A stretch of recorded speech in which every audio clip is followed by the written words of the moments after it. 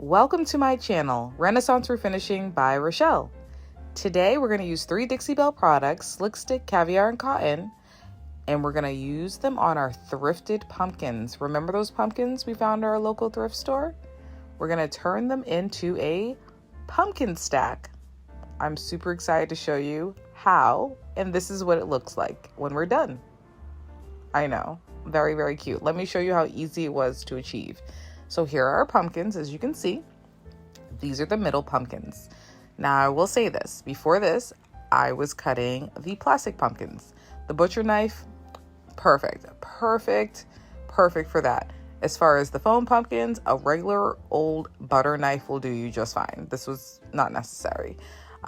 So yes, we go ahead, we core our pumpkins out, definitely in case you want to add sand in them later on to weigh them down. Now these are our pumpkins after 2 coats of Slick Stick and 2 coats of cotton.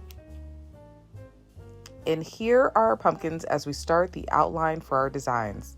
This pumpkin will be our Harlequin pumpkin. And so we're just making just some general diamonds on the side, following along with the previous one, all the way up to the top of the pumpkin. We're definitely making use of our eraser for any mistakes that we make. Just erase them and keep it moving. We're gonna go back in later on with our paints. So any, lines will definitely be fixed later on. Do not worry about them. We will fix them. So just continue to follow the pattern all the way up to the tippity top of the pumpkin. And we're gonna do the same on all the other pumpkins, leaving ourselves some guidelines to paint within.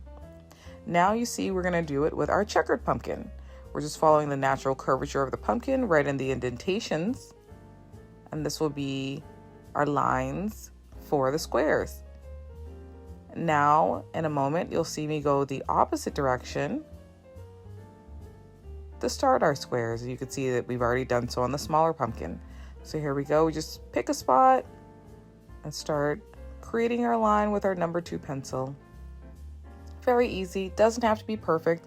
It's whimsical, so a little off-centered, and you'll never get it perfect. You're doing it by eye. It does not need to be perfect. Do your best, do what you want, but don't drive yourself crazy like I did. So I'll just continue making that pattern all the way around the pumpkin, and this was my favorite pumpkin. It was the easiest. You probably don't even need to do this, but I like a guideline. I love a guideline. So I'm just using the middle indentations on the pumpkin to create a guideline with my number 2 pencil. Again, this was my most favorite pumpkin because it was the easiest one to create a guideline on. And here it is. And it's so cute. Look at that. Adorable. My fave. And now on our square pumpkins, we're just going to create little X's. We're going to play a little tic-tac-toe.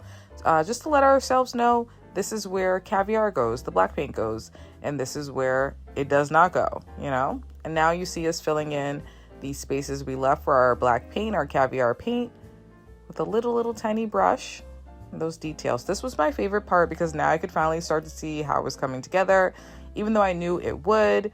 It's kind of hard to imagine things until you start doing it. So, and here we are doing the same with our square pumpkin.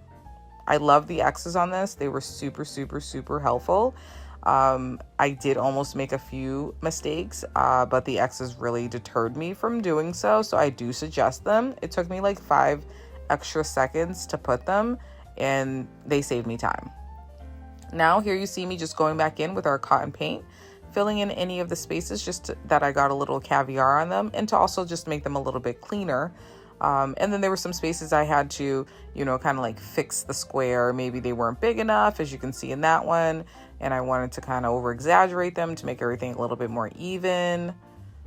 So there it is, cleaning everything up. That's why don't worry about it. You will get it nice and neat in the end. So much fun. And here you see we're going back to just seal them. We're going to seal our paint in. They're going to be for sale in our booth. So if in case anyone drops them, like I just did right then, you want to be able to protect them so they're not getting scratched or anything like that. Make them durable. Next, I'm taking a little bit of my gold gilding wax and I'm going around on the smallest pumpkins and putting them into the indentation on them.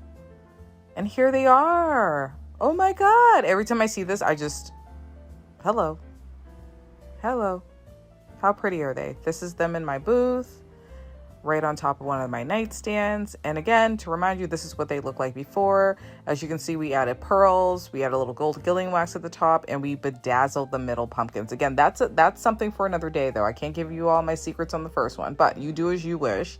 And let me know what you would have done differently. What is it that you would have added? What wouldn't you have added?